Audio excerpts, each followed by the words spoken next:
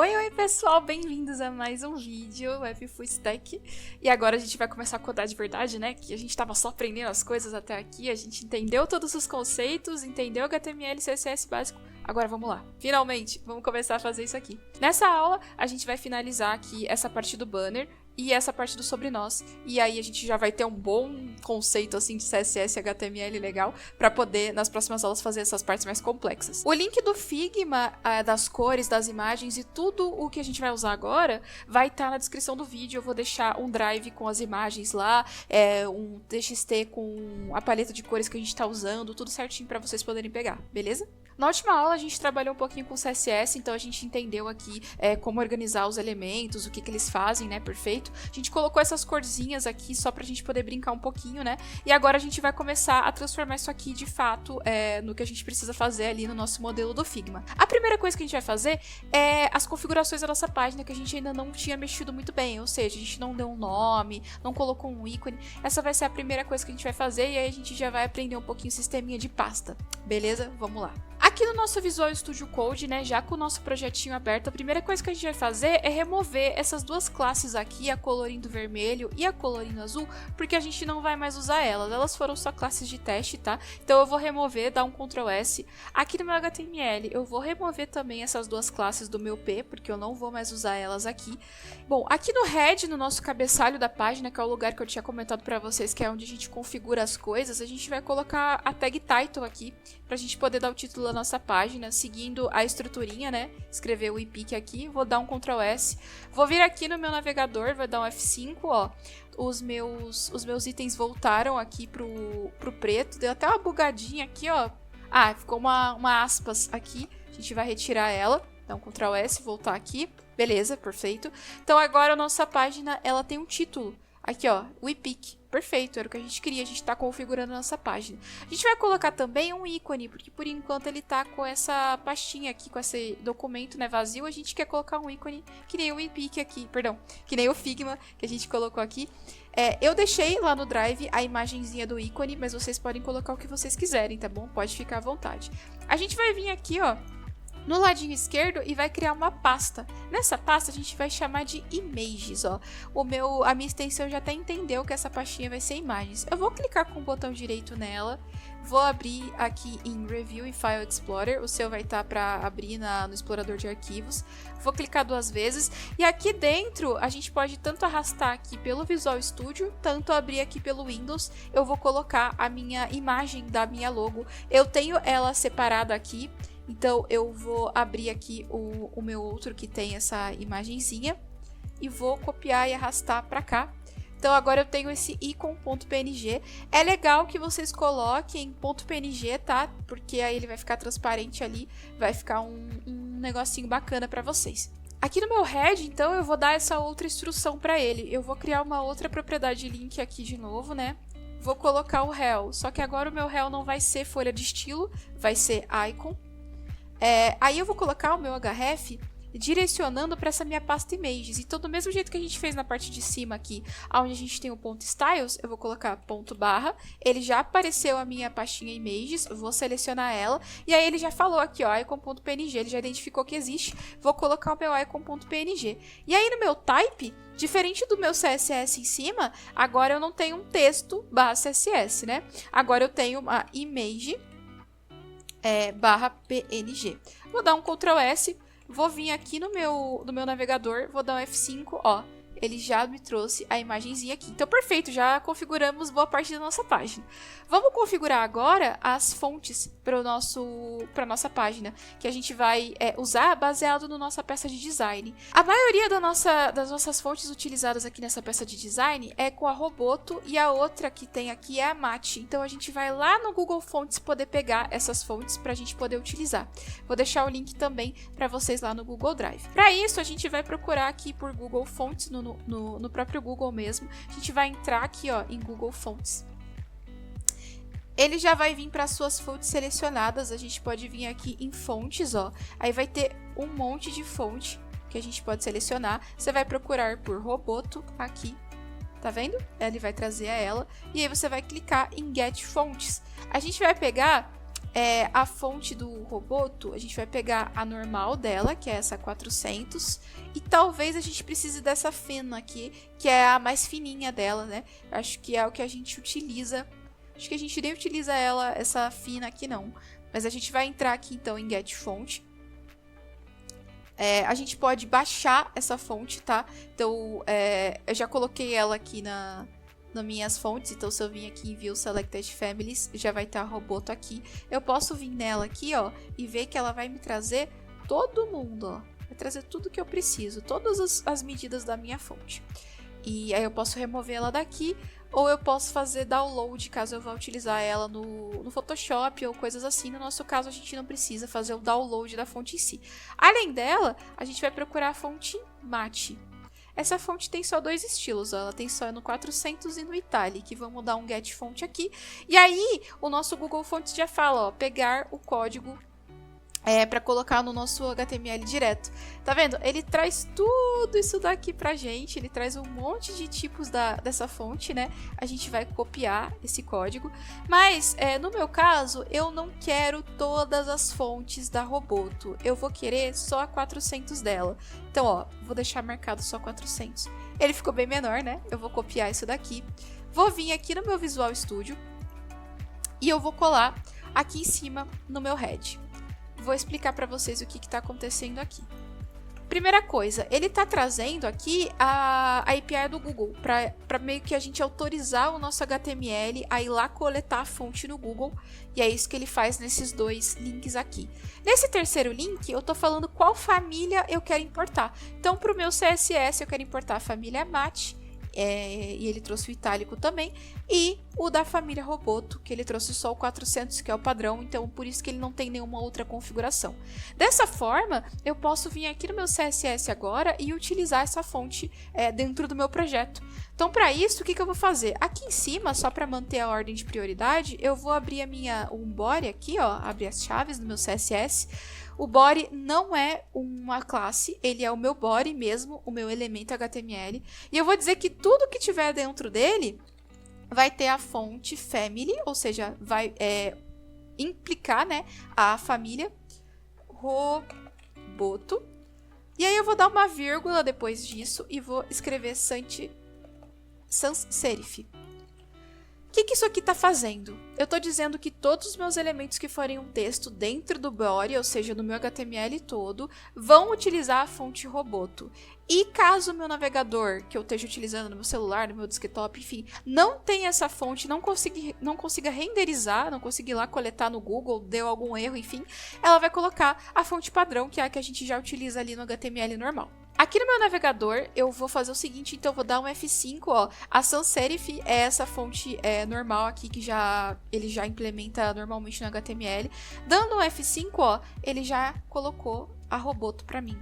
Então já ficou mais apresentável, né? Já ficou mais parecido aqui com o que a gente está fazendo. Então, por enquanto, eu vou deixar ela preta, tá? Porque nosso fundo tá branco, se a gente deixar branco aqui não vai aparecer. Por enquanto, eu vou deixar desse jeito, a gente vai começar a implementar esse background aqui. Aí a gente modifica a cor dela também. Voltando para o nosso HTML, vamos começar a fazer o background agora ali atrás, colocar a imagem e tudo mais. Depois do meu header, ó, então eu tenho o início da tag header e o fechamento dela. Depois disso, eu vou abrir uma tag chamada section.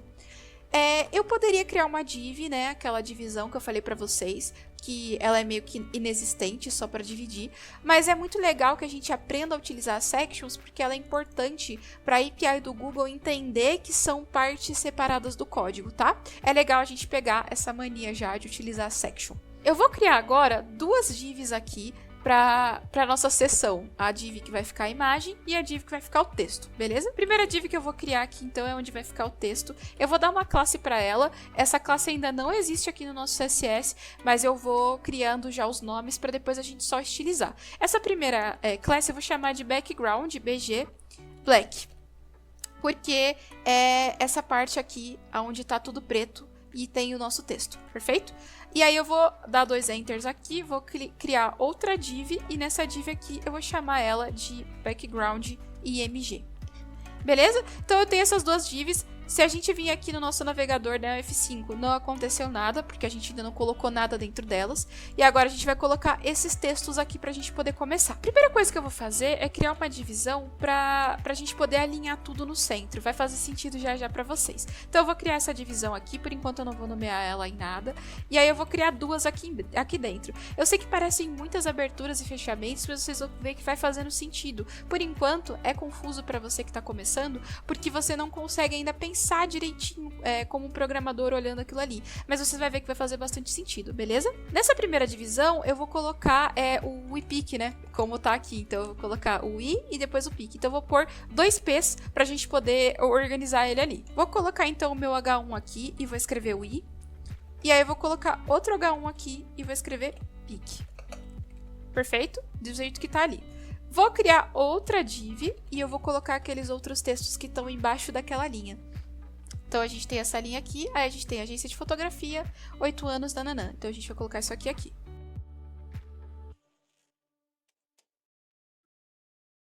Perfeito, eu já tenho meu conteúdo aqui. O do background image, por enquanto, não vai ter nada, porque a gente já vai entender como colocar uma imagem no background com CSS.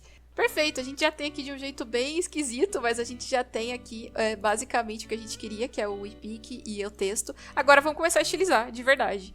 Primeira coisa que a gente vai fazer é deixar o fundo preto e tudo no centro, né? Pra gente poder começar a ver as coisas acontecendo. Bom, então eu vou pegar essa classe que eu criei aqui de background black. Aqui embaixo de tudo eu vou colocar pontinho background black. Primeira coisa que eu vou colocar é background color, para poder mudar a cor do fundo. E aí eu vou pegar aqui a cor certinha que eu usei, que não é um preto mesmo, é esse hexadecimal aqui que vai estar aí para vocês. Além disso, ele fica só em metade da tela, então eu vou colocar aqui o tamanho da largura, o width é de 50%. Por que utilizar porcentagem ao invés de pixel? Existem lugares que é legal a gente utilizar pixel, como por exemplo o tamanho de fonte, etc. Só que nesse caso, a gente tem que lembrar que as pessoas vão abrir esse site no celular, as pessoas vão abrir esse site no desktop, em vários lugares. É legal deixar com porcentagem, porque quando você redimensiona a tela, facilita para a gente deixar as coisas alinhadinhas e não virar uma bagunça. Além disso, eu vou colocar nesse background black que o tamanho dele vai ser 100%. Vocês já vão entender, a gente já vai... Tamanho da altura, no caso, já vai fazer sentido isso daqui pra vocês. Vamos dar um F5. Perfeito, ele tá uma coisa aqui muito louca, né? Tá um negócio preto aqui, mas enfim, é isso que a gente queria. Vamos aproveitar e já estilizar as cores das nossas textos ali para eles poderem aparecer. Então eu vou... background black, né, chamar de novo, e aí tudo que tiver dentro dele, todos os H1s que tiverem dentro deles, vai ter a cor, né, vou pegar o hexadecimal dessa cor também, vai ter essa cor bege aqui. Além disso, eu vou falar que tudo que tiver dentro do background black e for um P, também vai ter essa cor aqui, essa cor bege. Perfeito, vou salvar, vir aqui no meu navegador, dar um F5, perfeito, a gente já tem as coisas acontecendo mais ou menos aqui como a gente queria. Uma coisa que você pode estar achando estranho é o fato de que o nosso header aqui em cima, ele deveria estar em cima, né, do nosso background, da nossa imagem, e isso não está acontecendo. Isso ocorre porque aqui no nosso navegador, ele vai entender como elementos, né? Então o header, ele é um elemento separado da nossa seção. O que a gente vai fazer? A gente vai estilizar para que esse header fique flutuante, para que ele fique lá em cima o tempo todo, independente do elemento que estiver embaixo dele. Para isso, a gente vai usar uma propriedadezinha que é a posição do elemento no nosso HTML. Aqui no navegador, eu vou clicar com o botão direito e inspecionar para a gente brincar um pouquinho antes de jogar no código direto. A primeira coisa que eu vou fazer é brincar com a posição do meu body. Então o meu body, ó, é o meu elemento todo aqui, tudo isso aqui, é toda a minha página, ele fica azulzinho aqui, você pode ver. Eu vou usar uma propriedade chamada posição relativa, position relative. Aí você fala, nossa, mas não aconteceu nada. O que eu tô falando pro meu HTML? Todo mundo agora, todos os meus outros elementos têm que obedecer a posição do meu body. Você vai entender o que eu quero dizer. Se eu tirar isso daqui, vir aqui no meu header e utilizar a position absoluta, você tá vendo que ele se alocou ao meu elemento mais próximo, que é o section? Você tá vendo que o meu section, ele tá ocupando o espaço todo também. Só que aí, o primeiro elemento que tem alguma altura, que eu coloquei aqui, ó, alguma altura, alguma largura, é o meu background black. Ele tem um width 50%. O primeiro elemento que tem alguma medida de largura, esse position absolute vai pegar. Por quê? Porque eu não falei quem ele tem que ficar absoluto, em quem ele tem que se basear. Por isso que aqui no nosso body a gente utiliza o position relative. Dessa forma, o meu header, ele vai entender que ele precisa utilizar como parâmetro o body. Só que para isso eu preciso novamente dar uma altura, uma largura, alguma coisa para ele. Então eu vou vir aqui, ó, e vou falar que o width é 100%. Perfeito. Primeira coisa que a gente fez já vai facilitar pra gente. Então, o nosso elemento que todo mundo tem que sempre levar como relativo, levar como o parâmetro para se basear onde tem que ficar, ele tá 100%. Só que o nosso header, ó, se você reparar, ele não tá 100%, porque a gente não falou que ele tem que ser 100%. Então, eu vou falar que ele também tem que ocupar 100% da tela. Perfeito, agora ele tá lá em cima, ou seja, ele sempre vai se basear no meu body. Então, se eu vier aqui no meu body e colocar um padding de 80 pixels, tá vendo que eu vou colocar um padding top só para não ficar tão estranho. Eu coloquei no meu body, ó, tá vendo que tá em verdinho? Eu coloquei esse padding jogando ele para baixo. E aí, como o meu header sempre se baseia no body, por causa do position relative e absolute, esses dois sempre andam juntos, ele também foi para baixo. Mas ele continuou ali, estático, aonde eu mandei ele ficar.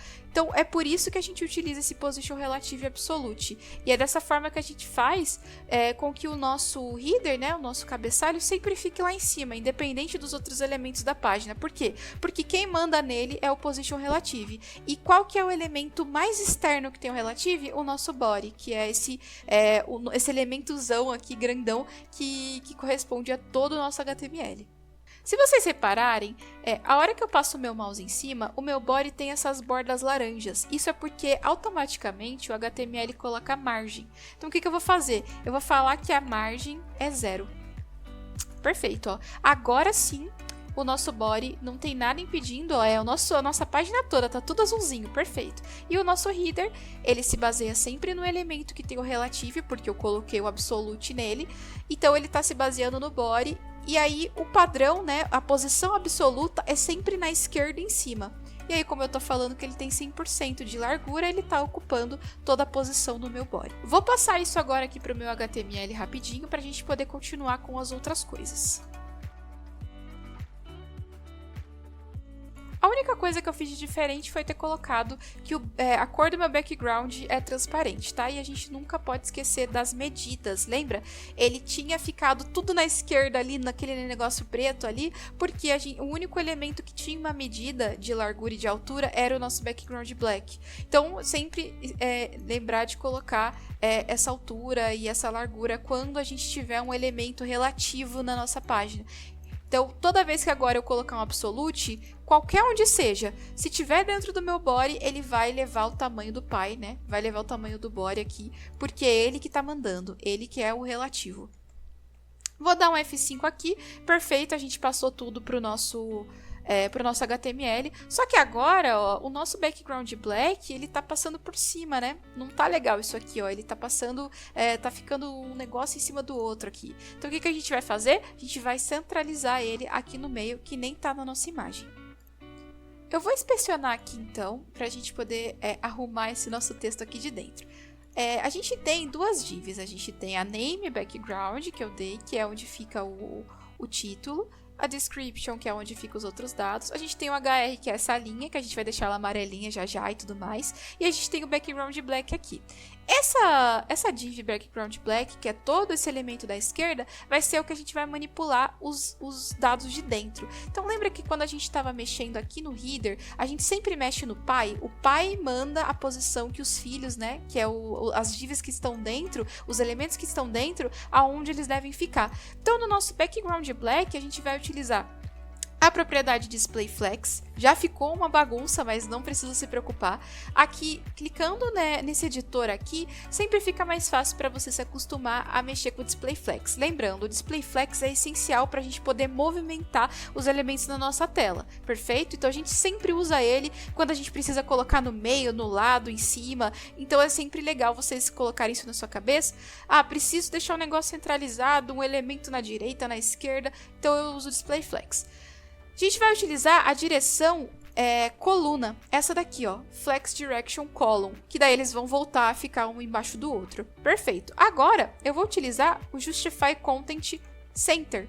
Perfeito, eles já ficaram no meio, então vou quase lá. E além disso, eu vou utilizar o Align Items Center. Ótimo.